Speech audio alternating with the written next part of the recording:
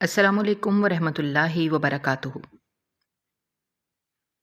کل شام ایک کمزور سی 15 سالہ بچی کو ابارشن کے لیے کلینک کے کمرے میں لایا گیا۔ اس کا لرزتا ہوا وجود دیکھ کر دل جیسے ٹوٹ سا گیا۔ آنکھوں میں ایسا دبکا ہوا خوف تھا، لگتا تھا جیسے وہ چیخ رہی ہو مگر آواز کہیں اندر ہی مر چکی ہو۔ ماں باپ نے بتایا کہ وہ پیدائشی گونگی ہے، اس لیے مجرم کا کوئی پتہ نہیں چل سکا۔ جانے سے پہلے اس نے کپ کپاتے ہاتھوں سے ایک پرچی میری ہتھیلی میں رکھ دی۔ میں نے تنہائی میں بیٹھ کر وہ خط کھولا مگر پہلا لفظ پڑھتے ہی میری روح کانپ گئی، کیونکہ اس میں لکھا تھا کہ اصل مجرم وہ ہے جو… میں گاڑی میں بیٹھا سڑک کو دیکھ رہا تھا۔ دماغ میں کئی طرح کے خیالات چل رہے تھے۔ ایسا لگتا تھا جیسے میرا دل کہیں پیچھے چھوٹ گیا ہے۔ میری آنکھوں میں نمی آ رہی تھی۔ دل کیا واپس لوٹ کر کلینک جاؤں، وہاں سے اس بچی کے گھر کا ایڈریس نکالوں اور اس کے گھر والوں کو جھنجھوڑ دوں کہ آخر تم لوگوں نے اس کے ساتھ ایسا کیوں کیا۔ مگر میں نے سر جھٹک دیا تھا۔ میں ایک ڈاکٹر تھا، مسیحا تھا، میں کوئی رہنما نہیں تھا، یا میں قانون کا رکھوالا نہیں تھا کہ میں ان کی مدد کرتا۔ میں بلا وجہ کسی معاملے میں دخل دے کر خود مصیبت میں نہیں آنا چاہتا تھا۔ میری بیوی ہمیشہ مجھے ایسے معاملات میں دخل نہیں دینے دیتی تھی، لیکن دل بہت عجیب ہو رہا تھا۔ زندگی میں پہلی بار مجھے بہت تکلیف محسوس ہو رہی تھی۔ اس پیشنٹ سے ایک عجیب لگاؤ محسوس ہو رہا تھا۔ ایک مختصر مسافت طے کر کے میں گھر پہنچ گیا تھا اور گاڑی پارکنگ لاٹ میں پارک کی تھی اور قدم بہ قدم چلتا ہوا گھر کے اندر داخل ہوا تھا۔ سامنے ہی میری بیوی میری بیٹی کو کھانا کھلا رہی تھی۔ نہ جانے کیوں میری نظریں میری بیٹی پر اٹک گئی تھیں۔ کل جو پیشنٹ میرے پاس آئی تھی اس کی عمر 15 سال تھی، بہت معصوم سا چہرہ، گلابی رنگت جو سفید پڑ گئی تھی۔ میرا دل لمحے بھر کے لیے لرز اٹھا تھا۔ مجھے میری 5 سالہ بیٹی میں وہ 15 سالہ لڑکی نظر آنے لگی تھی۔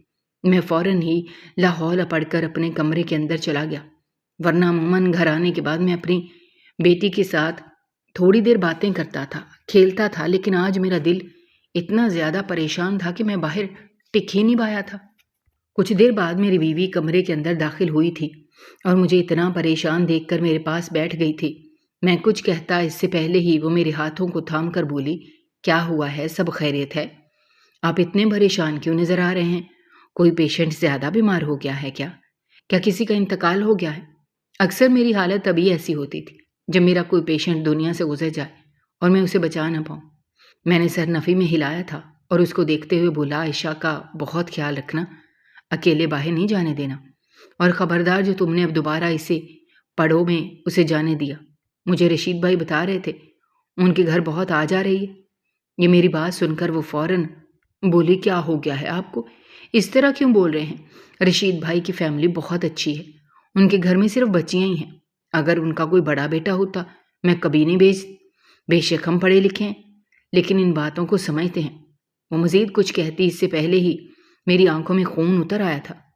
میں نہایت سرد لہجے میں بولا، جتنا تم سے بولا ہے اتنا کرو، زیادہ میرے سامنے زبان درازی کرنے کی کوشش مت کرو۔ میں نے کہہ دیا ہے عائشہ کہیں نہیں جائے گی، اسے گھر میں رہنے کی عادت ڈالو۔ اگر اسے زیادہ مسئلے ہیں تو میں اسے کھلونے لا دوں گا، لیکن وہ باہر نہیں جائے گی۔ میرے درست انداز دیکھ کر میری بیوی اچانک ہی میرے نزدیک ہو گئی تھی اور میرے چہرے پر ہاتھ رکھتے ہوئے بولی، ذوالفقار، آپ مجھے بتائیں کیا ہوا ہے؟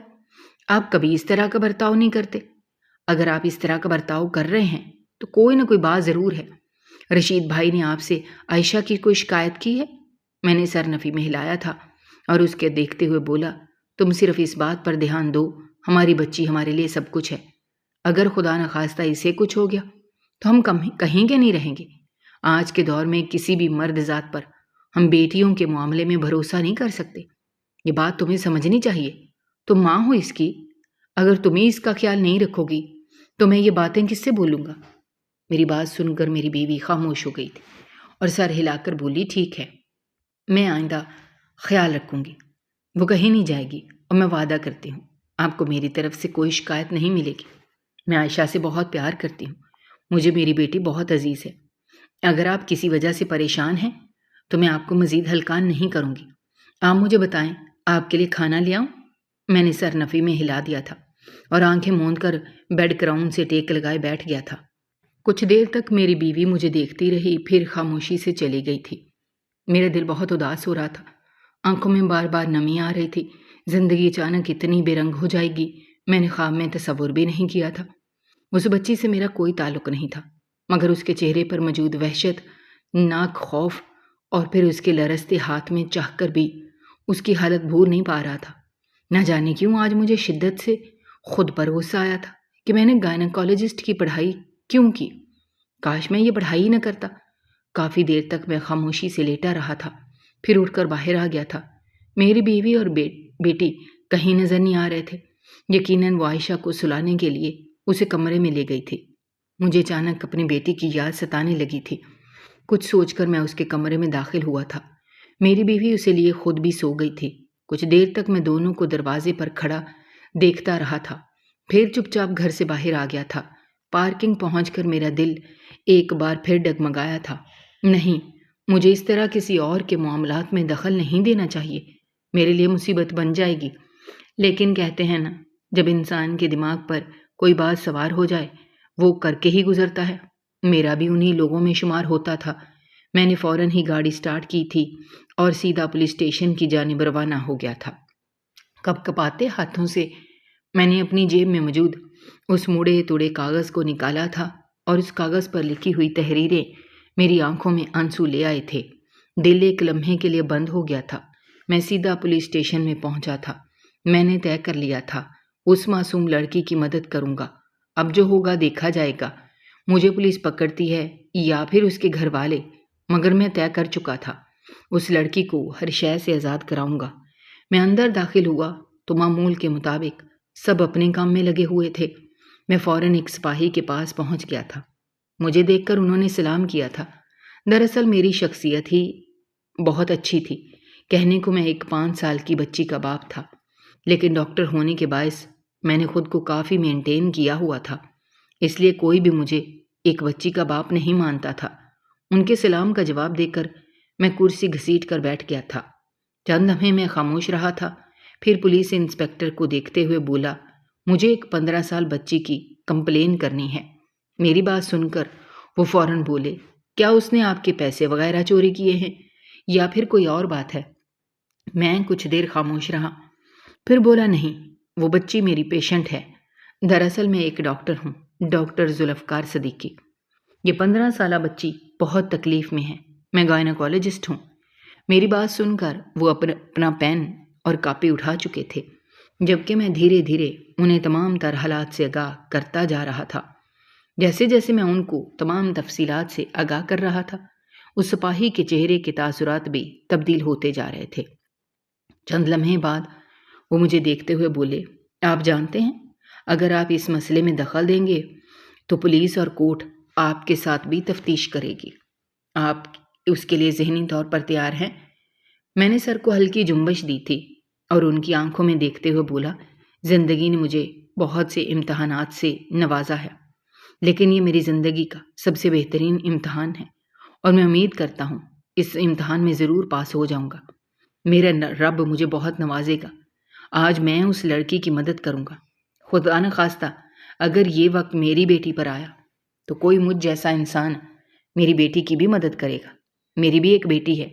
मुझे उस बच्ची में वो लड़की नज़र आती है, 15 साल की वो मासूम सी बच्ची जिसको अभी सिर्फ और सिर्फ अपनी ज़िंदगी जीनी थी। उसके साथ ऐसा हुआ है। मैं अब खामोश नहीं रह सकता। मेरी तमाम बातें सुनकर पुलिस इंस्पेक्टर बोला, आप जैसे लोग इस दुनिया में बहुत कम होते हैं। अगर आप इस तरह खड़े हो रहे हैं तो हम पीछे नहीं हैं। वो कोई भी हो, उस इंसान के पीछे कोई भी शख्स खड़ा हो, मैं वादा करता हूँ आपका साथ ज़रूर दूंगा और ये दरख्वास्त आगे भी पहुँचाऊँगा। आप बेफिक्र होकर चले जाएं। उनकी बात सुनकर मैं अपनी जगह से खड़ा हुआ था और हाथ मिलाकर फ़ौरन बाहर आ गया था। दिल इतनी शिद्दत से धड़क रहा था कि मैं खुद अपनी कैफियत समझने से कासिर था। कहने को मैंने एक लड़की की मदद की थी, मैंने उसकी दरख्वास्त कानून तक पहुंचा दी थी, लेकिन इसके बावजूद मुझे सुकून नहीं मिल रहा था। ऐसा लगता था जैसे कुछ है जो पीछे छूट रहा है, मगर मैं ध्यान नहीं देना चाहता था। गाड़ी में बैठकर मैं सीधा अपने घर की जानिब रवाना हो गया था, इस बात से बेखबर कि आज के दौर में कानून भी पैसों की बदौलत ही चल रहा है। अभी मेरी गाड़ी को आगे बढ़े कुछ ही देर हुई थी, جب اچانک مجھے ایسا محسوس ہوا کہ کوئی میرا پیچھا کر رہا ہے۔ میں نے بے اختیار سائیڈ مرر سے پیچھے کی طرف دیکھا تھا۔ مجھے ایسا محسوس ہوا تھا جیسے کوئی 2 بائک سوار میرے پیچھے لگ گئے ہیں، لیکن میں اپنا سر جھٹکے اپنے گھر کی طرف ہی گامزن تھا۔ ابھی مین روڈ ختم ہو کر سنسان روڈ شروع ہی ہوا تھا جب اچانک ہی وہ دونوں گاڑیاں میری گاڑی کے آگے بے وقت لگی تھیں۔ لمحے بھر کے لیے میرا دل دھڑکنا بھول گیا تھا۔ ان بھائی کو سیف 2 لڑکے ہیلمٹ پہنے اترے تھے۔ ایک بھائی ایک کے ہاتھ میں بڑی راڈ اور دوسرے کے ہاتھ میں ایک بڑا ڈنڈا تھا۔ قریب آتے ہی ایک نے میرا سائیڈ شیشہ توڑا تھا اور اگلے نے سامنے کے شیشے پر وار کیا تھا۔ ایسا لگتا تھا جیسے کسی نے میری سانسیں روک دی ہوں۔ سائیڈ شیشہ توڑ کر اگلے شخص نے میرے بالوں کو سختی سے اپنی گرفت میں لیا تھا۔ مجھے جھنجھوڑتے ہوئے بولا، بلا وجہ اندرونی معاملات میں دخل دینے کی ضرورت نہیں ہے۔ تمہیں جس کام کے پیسے دیے جا رہے ہیں وہی کرو۔ اگر تم پولیس اسٹیشن کے پاس بھی دوبارہ نظر آئے تمہاری ٹانگیں توڑ کر چوک میں لٹکا دیں گے، سمجھ آئی؟ میں فوراً بولا، تم لوگ اس لڑکی کے گھر والے ہو نا؟ میں مزید کچھ کہتا اس سے پہلے ہی اگلے شخص نے ایک زوردار راڈ میرے کندھے پر رسید کی تھی۔ میں کراہ کر رہ گیا تھا۔ اگلا شخص مجھے ایک بار پھر جھٹکا دیتے ہوئے بولا، امید کریں گے تم ایسی کوئی غلطی نہیں کرو گے جو تمہیں نقصان پہنچائے۔ یہ کہتے ہی وہ دونوں واپس اپنے بائک پر بیٹھے تھے اور مجھے سمجھنے کا موقع دیے بغیر وہاں سے رفو چکر ہو گئے تھے۔ راڈ لگنے کی وجہ سے مجھے اپنے کندھے میں شدید درد ہوتا ہوا محسوس ہو رہا تھا۔ کئی دفعہ ایسا لگا جیسے کوئی ہڈی ٹوٹ گئی ہے، مگر چند لمحے بعد مجھے اپنا کندھا موو ہوتا ہوا محسوس ہوا تھا۔ میں نے ہمت کر کے دوبارہ گاڑی سٹارٹ کی تھی اور اپنے گھر کی طرف بڑھ گیا تھا۔ یہ معاملہ طے تھا کہ اب مجھے پیچھے نہیں ہٹنا ہے۔ بے شک اس میں میری جان کو شدید خطرہ تھا، لیکن جو حالات یہ لوگ پیدا کر رہے تھے اسے صاف پتہ چلتا تھا کہ وہ معصوم بچی بہت بڑی آزمائش جھیل رہی ہے۔ ایک لمبی مسافت طے کر کے میں اپنے گھر آ گیا تھا۔ گاڑی ایک جھٹکے سے پارکنگ لاٹ میں رکی تھی۔ میں گاڑی سے اترا تو فوراً ہی راشد بھائی میرے قریب آ گئے تھے اور مجھے سنبھالتے ہوئے بولے، بھائی صاحب یہ آپ کی گاڑی کو کیا ہو رہا ہے؟ میں نے ایک نظر ان پر ڈالی اور اپنا پورا وزن ان پر ڈال کر بولا، بس پلیز مجھے میرے گھر تک پہنچا دیں۔ کچھ راتوں نے گاڑی پر حملہ کر دیا تھا، میں آپ کا ہمیشہ شکر گزار رہوں گا۔ میری بات سن کر وہ فوراً بولے، اگر چلنے میں دشواری ہو رہی ہے آپ میرے گھر چلیں، میرا زیادہ قریب ہے۔ لیکن میں نے اشارے سے منع کر دیا تھا۔ فی الحال میں اپنے گھر جا کر کچھ دیر سکون لینا چاہتا تھا۔ انہی کے سہارے میں دروازے تک آیا تھا۔ دروازے پر بیل دی تو میری بیوی نے دروازہ کھولا تھا۔ پریشان حال وہ کھڑی ہوئی تھی اور مجھے اب اتنی زخمی حالت میں دیکھ کر مزید ہلکان ہو گئی تھی۔ اس نے فوراً مجھے تھام لیا تھا۔ راشد بھائی دروازے سے ہی چلے گئے تھے۔ وہ مجھے اندر لے آئی تھی، صوفے پر بٹھاتے ہوئے بولی، ذوالفقار یہ کیا ہوا آپ کو؟ آپ باہر گئے کیوں تھے؟ سب خیریت ہے؟ یہ کیا حشر بنایا ہوا ہے آپ نے؟ کندھے میں کچھ ہوا ہے کیا؟ جبکہ میں اس کے یکدم کیے جانے والے سوالات سے تھوڑا پریشان ہو گیا تھا اور سر نفی میں ہلاتے ہوئے بولا، ایسا کچھ نہیں ہوا، اتنی پریشان نہ ہو، بس ایک کام کرو مجھے پانی لا دو۔ میری بات سن کر وہ بولی، ہم ڈاکٹر کے پاس چلتے ہیں، مجھے آپ کا کندھا ٹھیک نہیں لگ رہا۔ اس کی بات سن کر بولا، میں ہی ڈاکٹر ہوں، دیکھ لوں گا، زیادہ کچھ نہیں ہوا، بس ڈاکو نے گاڑی پر حملہ کر دیا تھا۔ میری بات سن کر وہ روتے ہوئے میرے قریب بیٹھ گئی تھی، جبکہ میں مزید پریشان ہو گیا تھا۔ وہ تڑپ کر بولی، کس نے حملہ کیا ہے اور کیوں کیا ہے؟ آپ باہر اس وقت گئے کیوں؟ آپ کبھی بھی گھر آنے کے بعد باہر نہیں جاتے۔ گھر آنے کے بعد بھی آج آپ پریشان تھے، کچھ ضرور ہوا ہے۔ عائشہ سو چکی ہے کہ کسی چیز کا خطرہ نہیں ہے۔ آپ مجھے بتائیں کیا چل رہا ہے آپ کے دماغ میں اور آپ کے کلینک میں کیا ہوا ہے؟ دیکھیں اگر آج آپ نے مجھے نہیں بتایا تو بخدا میں کل آپ کے کلینک آ کر آپ کے سٹاف سے پوچھ لوں گی، اور مجھے امید ہے کوئی بھی مجھ سے کچھ نہیں چھپائے گا، اور اگر مجھے کچھ بھی الٹی سیدھی خبر ملی میں واقعی آپ سے بات کرنا بند کر دوں گی اور یہاں سے چلی جاؤں گی۔ آپ کو عائشہ کی قسم ہے آپ کچھ نہیں چھپائیں گے۔ اس کی بات سن کر میں بالکل بے بس ہو گیا تھا۔ دل کی دھڑکن معمول سے ذرا تیز ہو گئی تھی۔ چند لمحے میں خاموش رہا تھا، پھر آنکھیں بند کیے تمام مناظر میری آنکھوں کے سامنے چلنا شروع ہو گئے تھے، لبوں سے الفاظ ادا ہونے لگے تھے۔ آج صبح ہی کلینک پر کافی بھیڑ تھی۔ ہفتے کا دن تھا، اس لیے ضرورت سے زیادہ بھیڑ تھی، کیونکہ کل کے دن میں کلینک بند رکھتا تھا۔ ابھی چند عورتیں اپنے مسائل حل کروا کر گئی تھیں جب اچانک ایک ایمرجنسی کیس آیا تھا۔ میں اپنے کیبن میں بیٹھا فائلز کو ترتیب دے رہا تھا جب میری ایک نرس اندر آئی اور مجھے دیکھتے ہوئے بولی، سر ایک ایمرجنسی کیس ہے، 15 سال کی بچی ہے، آپ اجازت دیں تو اندر بھیج دوں؟ میں نے سر ہاں میں ہلایا تو چند لمحے بعد ایک بوڑھی عورت، ایک ادھیڑ عمر مرد اور ایک بچی داخل ہوئی تھی۔ میں فوراً اپنی جگہ سے کھڑا ہو گیا تھا۔ بچی کی حالت چہرے سے کافی ناساز معلوم ہو رہی تھی، آنکھوں کے نیچے سیاہ ہلکے رنگت پیلی زرد تھی اور اندر آتے ہی کرسیوں پر بیٹھ گئے تھے۔ میں فوراً بولا، کیا ہوا ہے؟ سب خیریت ہے؟ نہ جانے کیوں مجھے معاملہ کچھ اور ہی نظر آ رہا تھا۔ وہ بوڑھی عورت مجھے دیکھتے ہوئے بولی، یہاں پر کوئی لیڈی ڈاکٹر نہیں ہے؟ میں نے سر نفی میں ہلایا تھا اور ان کو دیکھتے ہوئے بولا، آپ پریشان نہ ہوں، میں گائنیکالوجسٹ بھی ہوں، آپ مجھے بتا سکتی ہیں سب ٹھیک ہے؟ چند لمحے بعد وہ بوڑھی خاتون اس ادھیڑ عمر آدمی کو دیکھتی رہی تھی جو اشارے سے انہیں بات کرنے کا بول رہا تھا۔ چند لمحے مزید بیت گئے تھے لیکن ان دونوں میں سے کوئی کچھ نہیں بولا۔ میں نے ہی اس لڑکی کو دیکھ کر بات کا آغاز کیا تھا، پیشنٹ آپ تینوں میں سے میرے خیال سے یہ لڑکی ہے، کیا میں بات کر سکتا ہوں؟ اس سے پہلے وہ خاتون فوراً بولی، ہاں ہاں بیٹا، بات کر سکتے ہو، دراصل ہم اس کا بچہ گرانے آئے ہیں۔ میں نے بے یقینی سے دونوں کو دیکھا تھا اور بے وقت بولا، کیا مطلب؟ کیا کہنا چاہتی ہیں آپ؟ اس لڑکی کی عمر کیا ہے؟ وہ خاتون فوراً بولی، 15 سال کی ہے، نام فاطمہ ہے، بے زبان ہے، بولنا نہیں آتا۔ میں ان کی بات سن کر سر ہلاتے ہوئے بولا، آپ لوگ یہاں کس لیے آئے ہیں؟ آپ مجھے ایک بار پھر تفصیل سے بتا سکتی ہیں؟ ہم بچہ گرانے آئے ہیں ڈاکٹر صاحب، بہت تکلیف میں ہے، پلیز مدد کریں۔ اس کی آنکھوں میں موجود خوفناک وحشت، کپ کپاتے ہاتھ مجھے کچھ اور ہی کہانی بتا رہے تھے۔ میں چند لمحے تک ان تینوں کو دیکھتا رہا تھا، پھر سنجیدگی سے بولا، مہربانی کر کے بچی کو یہیں چھوڑ کر آپ دونوں باہر چلے جائیں، مجھے پیشنٹ سے کچھ بات کرنی ہے۔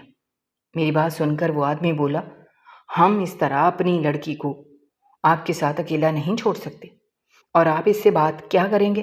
یہ بول نہیں سکتی، گونگی ہے، پیدائشی، اس کے منہ میں زبان نہیں ہے، یہی وجہ ہے کہ ہم خود آئے ہیں۔ اگر اکیلا چھوڑنا ہوتا تو یہ اکیلی آ جاتی، آپ ہمارے سامنے کسی بھی طرح کی بات کر سکتے ہیں، آپ کو کسی بھی قسم کا مسئلہ نہیں ہوگا۔ ان کی بات سن کر میں بولا، نہیں، آپ کے سامنے آپ کی بیٹی پریشان ہو رہی ہے، آپ دونوں پلیز باہر جائیں، میں اپنے طریقے سے ان سے سوالات پوچھ کر علاج کروں گا۔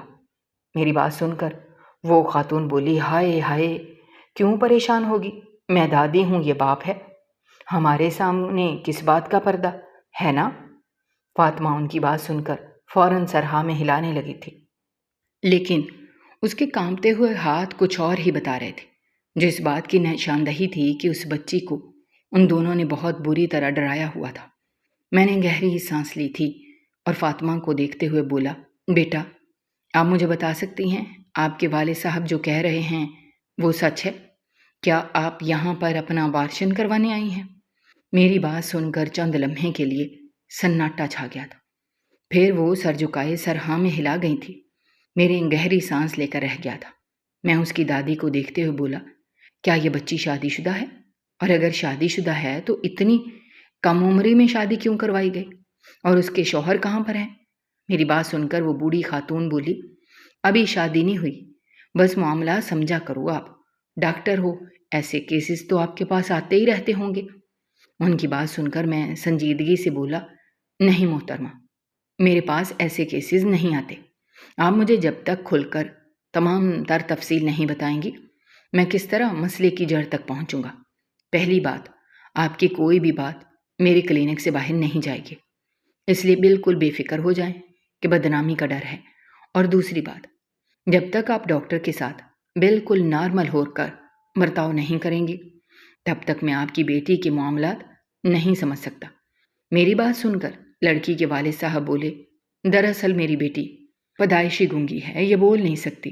نہ جانے کس ظالم نے اس کی عزت کو تار تار کر دیا ہے۔ ہمیں لگا تھا معاملہ ٹل چکا ہے، لیکن 1 مہینے بعد پتہ چلا یہ حاملہ ہے اور بہت تکلیف میں ہے۔ صرف 15 سال کی ہے۔ ہم کسی بھی طرح اس معاملے سے جان چھڑانا چاہتے ہیں۔ آپ کی بہت نوازش ہوگی اگر آپ میری بیٹی کی مدد کر دیں۔ ان کی بات سن کر مجھے اب تمام معاملات سمجھ آ گیا تھا۔ میں فوراً بولا، آپ کو چاہیے تھا آپ اپنی بیٹی سے پوچھتے۔ یہ اگر پیدائشی گونگی ہے تو آپ لوگ اس کی زبان سمجھتے ہوں گے۔ کیا اس نے نہیں بتایا اس کے ساتھ ظلم کرنے والا کون ہے؟ میری بات سن کر وہ خاتون بولی، ہم نے بہت پوچھا ہے لیکن یہ خاموش رہتی ہے۔ کئی دفعہ اس کے سامنے غصہ بھی کیا ہے لیکن کچھ نہیں کہتی، بس ڈری سہمی رہتی ہے۔ اور جب سے یہ معاملات ہوئے ہیں تب سے تو یہ سانس بھی بہت مشکل سے لے رہی ہے۔ ان کی بات سن کر میں نے ایک نظر اس لڑکی پر ڈالی تھی۔ اتنی معصوم، اتنی سادہ، لمحے بھر کے لیے میری آنکھوں میں نمی آ گئی تھی۔ میں نے بمشکل خود کو سنبھالا تھا اور اس لڑکی کو دیکھتے ہوئے بولا، بیٹا اس طرح ڈرتے نہیں ہیں۔ جب تک آپ حالات کا مقابلہ کر کے اپنے حق میں لڑیں گی نہیں تب تک آپ کو دنیا اسی طرح ڈرائے گی، دھمکائے گی، آپ پر ظلم کرے گی۔ اگر آپ خود کو سمجھیں گی، حالات سے لڑنے کا حوصلہ رکھیں گی تو کوئی بھی شخص آپ کی طرف نظر اٹھا کر دیکھنے سے بھی گھبرائے گا۔ یہ کہہ کر میں نے اس خاتون کو دیکھا تھا اور بولا، ان کا باشن ہو جائے گا، بس آپ لوگ تھوڑا میرے ساتھ تعاون کریے گا۔ میں فی الحال ان کے تھوڑے ٹیسٹ وغیرہ کرواؤں گا، حالات سمجھوں گا، اس کے بعد کوئی قدم اٹھا سکوں گا۔ ان کی عمر کم ہے، ہم جلدی سے ابارشن کی طرف نہیں جا سکتے۔ ہمیں ہر ایک چیز دیکھنی ہوگی۔ میری بات آپ سمجھ رہے ہیں؟ میری بات سن کر وہ دونوں بے وقت بولے، جی جی ڈاکٹر، ہم آپ کی بات سمجھ رہے ہیں، آپ جو کہیں گے ہم کریں گے۔ اگر آپ ہاں کہہ دیتے تو ہم کسی لیڈی ڈاکٹر کے پاس نہیں جائیں گے بلکہ آپ سے ہی اس کا علاج کروائیں گے۔ میں ان کی بات سن کر بولا، جی میں یہ مسئلہ حل کر دوں گا کیونکہ بچی کی عمر بہت چھوٹی ہے، یہ 20 سال میں نہیں ہے کہ ایک بچہ پیدا کر سکے۔ میں آپ کو کچھ ادویات دے رہا ہوں، فی الحال آپ ان کو یہی دیں، اس کے بعد 4-5 دن بعد یہاں چکر لگانا، میں اچھے سے چیک اپ کر کے پھر ان کی اگلی ڈوز بتاؤں گا۔ انہیں تکلیف کا سامنا کرنا ہوگا لیکن امید ہے یہ جلد ٹھیک ہو جائیں گے۔ میری بات سن کر وہ آدمی فوراً ہی اپنی جگہ سے کھڑا ہو گیا تھا اور بولا، میں ہمیشہ آپ کا شکر گزار رہوں گا، آپ نے ہماری اس وقت مدد کر کے بہت بڑا احسان ہم پر کیا ہے۔ یہ کہتے ہی وہ اپنی بیٹی کو کھڑا کر چکا تھا جبکہ وہ بوڑھی عورت بھی کھڑی ہو گئی تھی۔ ابھی میں کچھ سمجھتا جب اچانک وہ لڑکی مڑی اور اس نے بے اختیار میری طرف ایک مڑا توڑا کاغذ پھینکا تھا اور اپنے گھر والوں کے ساتھ نکل گئی تھی۔ میں تھوڑا حیران ہوا، یہ کس طرح کا کاغذ ہے؟ میں جھک کر اٹھاتا اسی پل میرے دماغ میں خیال آیا شاید کوئی کچرا ہو، لیکن نہ چاہتے ہوئے بھی میں جھک گیا تھا اور کاغذ کو اٹھا کر اسے کھول چکا تھا۔ لیکن جیسے ہی میری نظر اس تحریر پر گئی، لمحے بھر کے لیے ایسا محسوس ہوا تھا جیسے میرے قدموں تلے سے زمین نکل چکی ہو، آسمان میرے سر پر آن گرا ہو۔ مجھے واقعی یقین نہیں آ رہا تھا جو میں دیکھ رہا ہوں، جو میں پڑھ رہا ہوں وہ حقیقت ہے۔ میں نے ایک بار پھر سر اٹھا کر دیکھا تھا مگر وہ لوگ میرے کلینک سے جا چکے تھے۔ کچھ دیر میں کچھ کہنے کی حالت میں رہا نہیں تھا۔ ابھی میں کچھ سمجھتا جب میری نرس اندر داخل ہوئی تھی اور وہ اگلے پیشنٹ کا پوچھنے لگی تھی۔ فی الحال میں نے اس کاغذ کو ایک کتاب کے نیچے رکھ دیا تھا اور دوسرا پیشنٹ بھیجنے کا حکم دیا تھا، لیکن میری اپنی حالت بہت بے جان ہو رہی تھی۔ دل و دماغ بالکل کام کرنا بند کر چکا تھا۔ ایسا لگتا تھا وہ لڑکی کوئی جادوگرنی ہے جس نے آتے ہی مجھ پر ایسا جادو کیا ہے کہ میں تمام تر حالات بھول کر محض اس معصوم لڑکی کے بارے میں ہی سوچے جا رہا تھا۔ پیشنٹ آنا شروع ہو گئے تھے۔ فی الحال میں نے اپنا دھیان اسی طرف مرکوز کر لیا تھا لیکن میرے دماغ میں کہیں وہ لڑکی اٹک گئی تھی۔ پورا دن معمول کے مطابق طے ہو چکا تھا، اگلا دن بھی جیسے تیسے بیت گیا تھا، لیکن آج دوپہر سے میری طبیعت بہت عجیب ہونا شروع ہو گئی تھی۔ بار بار میرا دھیان اس پرچی کی طرف جا رہا تھا اور اس پر موجود تحریروں پر کئی بار میں نے خود کو روکنے کی کوشش کی۔ اس تحریر کے مطابق مجھے اس معاملے میں دخل نہیں دینا چاہیے تھا، لیکن میں کیا کرتا؟ انسانیت مجھے پولیس اسٹیشن تک لے گئی تھی، مگر واپسی پر جو حادثہ میرے ساتھ پیش آیا اس نے مجھے مزید چوکنا کر دیا تھا۔ میں نے تمام تر حالات سے اپنی بیوی کو آگاہ کر دیا تھا۔ میری باتیں سن کر وہ بولی، سب سے پہلے آپ کو چاہیے آپ اس کی فیملی سے بیٹھ کر بات کریں۔ آخر انہوں نے ایسا کیوں ہونے دیا؟ اگر وہ لوگ کوئی قدم نہیں اٹھا رہے تو آپ بھی اہل نہیں ہیں کہ آپ اس لڑکی کے معاملات میں دخل دیں۔ آپ صرف اپنا علاج کریں، اپنی ذمہ داری پوری کریں اور پیچھے ہو جائیں۔ آپ کون ہوتے ہیں ان کی فیملی میں دخل دینے والے؟ اب آپ نتیجہ دیکھ لیں۔ میں یہ نہیں کہہ رہی ذوالفقار کہ آپ غلط کر رہے ہیں، آپ بالکل ٹھیک کر رہے ہیں، لیکن حالات کے مطابق انسان کو قدم اٹھانا چاہیے۔ آپ کی فیملی ہے، امی بابا بھائی ان کے بچے، پھر آپ کی اپنی فیملی بھی ہے، ایک چھوٹی 5 سالہ بچی ہے۔ اگر آپ کسی اور کے معاملات میں دخل دیں گے، خدا نخواستہ کہیں خناس میں ان لوگوں نے آپ کی بیٹی کو نقصان پہنچا دیا، تب آپ کیا کریں گے؟ مجھے محض اتنا بتا دیں۔ مجھے معلوم تھا میری بیوی ایسے ہی غصہ کرے گی، اس لیے میں اس کو کچھ نہیں بتانا چاہتا تھا، خاص کر اس پرچی کے حوالے سے کچھ بھی نہیں۔ مگر کیا کر سکتے ہیں؟ فی الحال میں نے جیسے تیسے معاملے کو رفع دفع کر دیا تھا، خاموشی سے جا کر لیٹ گیا تھا، لیکن میرے دماغ پر وہ بچی سوار ہو گئی تھی۔ مجھے اب بے چینی ہونے لگی تھی۔ کیا یہ پولیس والے میری مدد کریں گے؟ کیا یہ لوگ میرا ساتھ دیں گے یا پھر پیسوں کے دباؤ میں آ کر معاملے کو یہیں بند کر دیں گے؟ مجھے تھوڑی حیرانگی بھی ہو رہی تھی، آخر ان لوگوں کو پتہ کیسے چلا کہ میں پولیس اسٹیشن انہیں کی کمپلین کرنے گیا ہوں؟ کئی طرح کے خیالات میرے دماغ میں گردش کرنے لگے تھے۔ میں نے گردن موڑ کر دیکھی تو میری بیوی گہری نیند سو رہی تھی۔ میں ہمت کر کے اپنی جگہ سے کھڑا ہوا تھا اور بالکنی میں آ کر چاند کو دیکھنے لگا تھا۔ ایک لمحے کے لیے میرا دل کچھ کہنے لگا تھا، تم پیچھے نہیں ہٹو، تمہیں کھڑا ہونا پڑے گا۔ آج یہ بچی ہے، کل تمہاری بیٹی بھی ہو سکتی ہے، تمہیں آواز اٹھانی چاہیے۔ میں نے کچھ سوچ کر اپنا موبائل جیب سے نکالا تھا اور اپنے ساتھی دوست ایس پی شہزاد کو فون کیا تھا۔ میری پہلی بیل پر ہی اس نے کال ریسیو کر لی تھی۔ میں ہیلو کہتا اس سے پہلے ہی وہ بولا، مجھے معلوم ہوا ہے تم آج پولیس اسٹیشن آئے تھے، مگر مجھے افسوس ہے تم نے مجھے فون نہیں کیا۔ اس کی بات سن کر میں فوراً بولا، فی الحال میرے پاس ان شکوے شکایت کا وقت نہیں ہے، میں تم سے ضروری بات کرنا چاہتا ہوں۔ مجھے نہیں لگتا تمہارے سپاہی وفادار ہیں، ان میں سے ہی کسی نے اس بچی کے گھر والوں کو اطلاع پہنچائی ہے اور ان لوگوں نے مجھے راستے میں زخمی کیا ہے، میری گاڑی کو نقصان پہنچایا ہے۔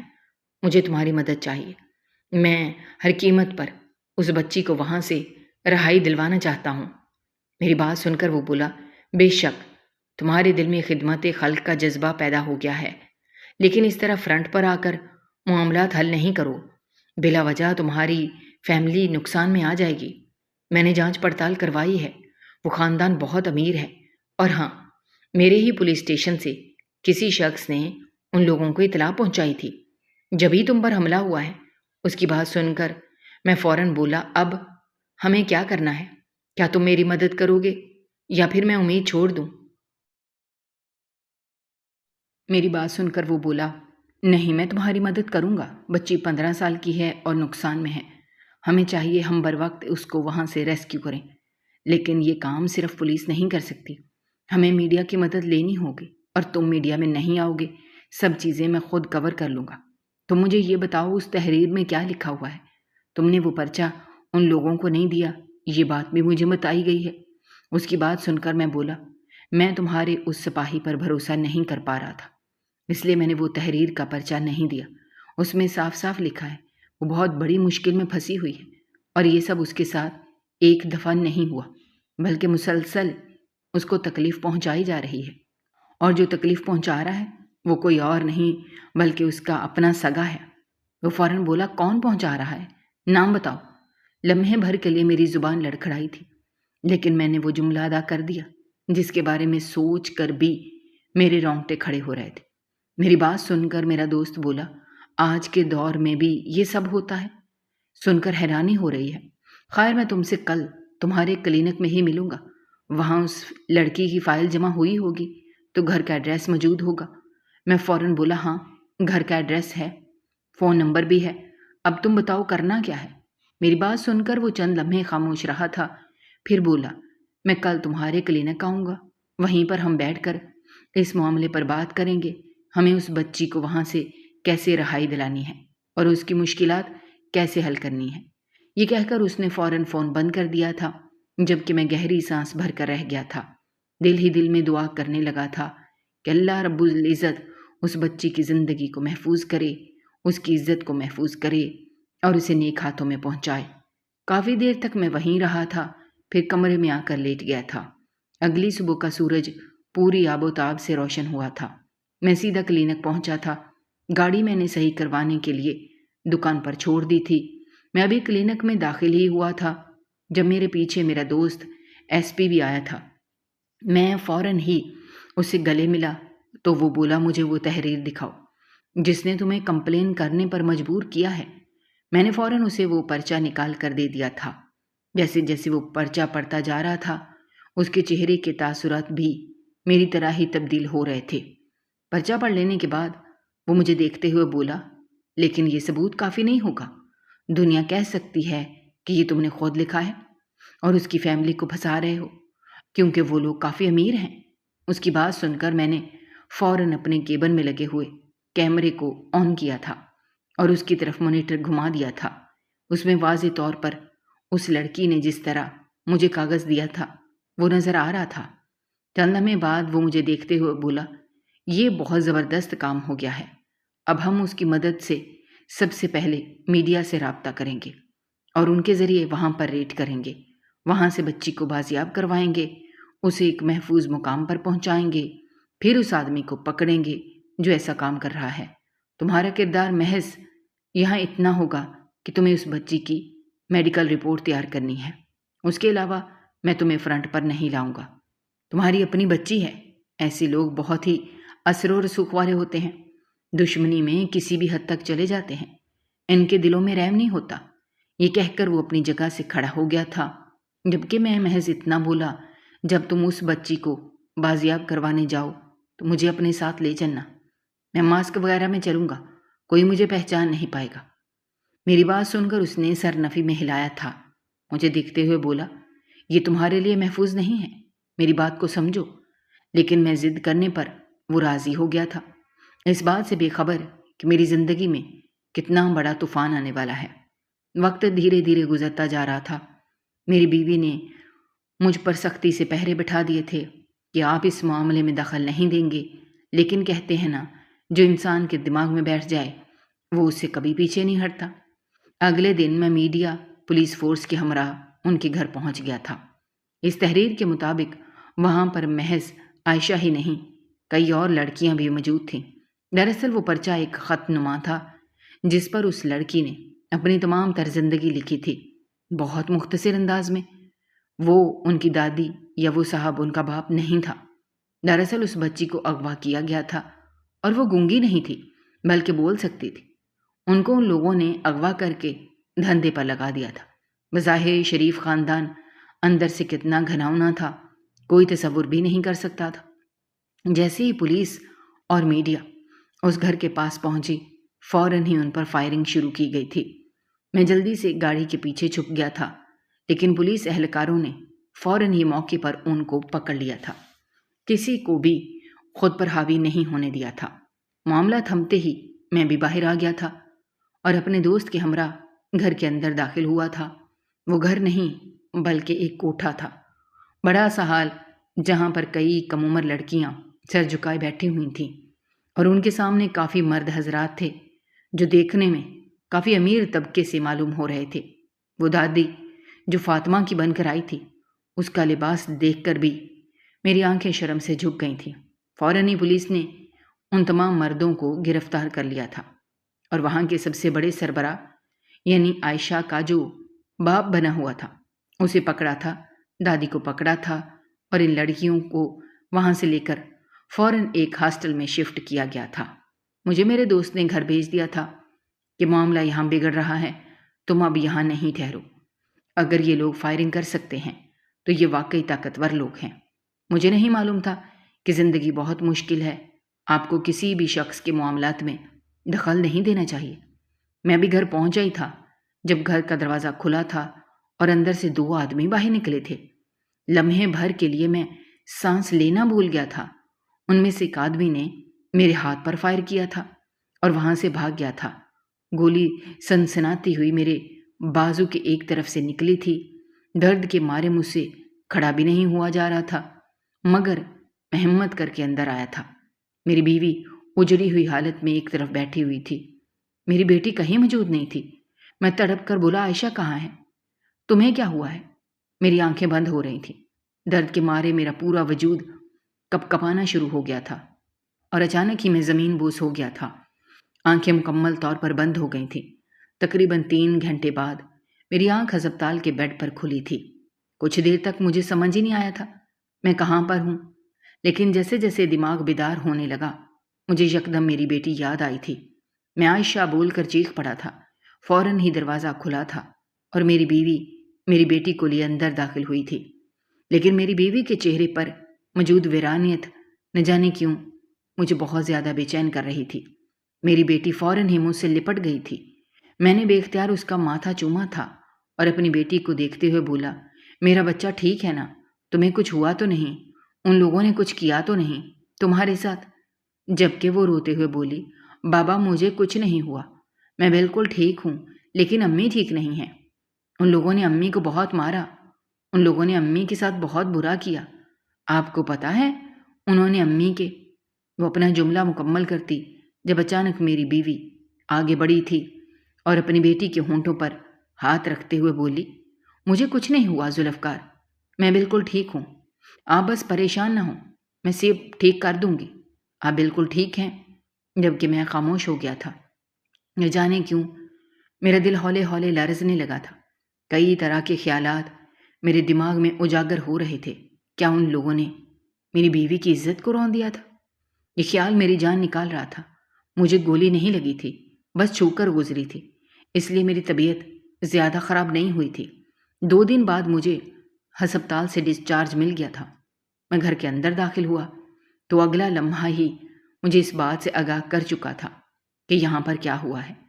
میں نے اپنی بیوی کی طرف دیکھا تھا جو جلدی جلدی بکھرا ہوا سامان سمیٹ رہی تھی۔ میں نے فوراً اس کا ہاتھ تھام لیا تھا اور صوفے پر بیٹھتے ہوئے بولا، مجھے سچ سچ بتاؤ تمہیں کیا ہوا ہے؟ میں نوٹ کر رہا ہوں تم 2 دن سے بہت پریشان ہو، تمہارے چہرے کی رنگت پھیکی پڑ گئی ہے۔ میں تمہارے آگے ہاتھ جوڑتا ہوں، مجھے بتاؤ۔ میری بات سن کر وہ کچھ دیر خاموش رہی تھی، پھر روتے ہوئے میرے سینے سے لگ گئی تھی، اور جو بات اس نے مجھے بتائی وہ سن کر میرے قدموں تلے زمین نکل گئی تھی۔ ان ظالموں نے میری بیوی کی عزت کو تار تار کر دیا تھا۔ بدلے کی آگ میں ان لوگوں نے میرے خاندان کو بیچ راہ میں گھسیٹ دیا تھا۔ ایس پی نے بالکل ٹھیک بولا تھا کہ تم فرنٹ پر نہیں آؤ، تم ٹھہر جاؤ، تم اپنے گھر رہو، تم نے مجھ پر تک معلومات پہنچائی، بس یہ کافی ہے، میں سب سنبھال لوں گا۔ لیکن میں نہیں مانا تھا۔ میں خود گیا تھا اور اپنی زندگی کو عذاب میں ڈال لیا تھا۔ میں وہیں سر پکڑ کر بیٹھ گیا تھا، دل کی اب پوری دنیا کو تباہ کر دوں، اس انسان کو زندہ زمین میں گاڑ دوں جس نے میری ہستی کھیلتی فیملی کو بیچ راہ میں گھسیٹ دیا تھا۔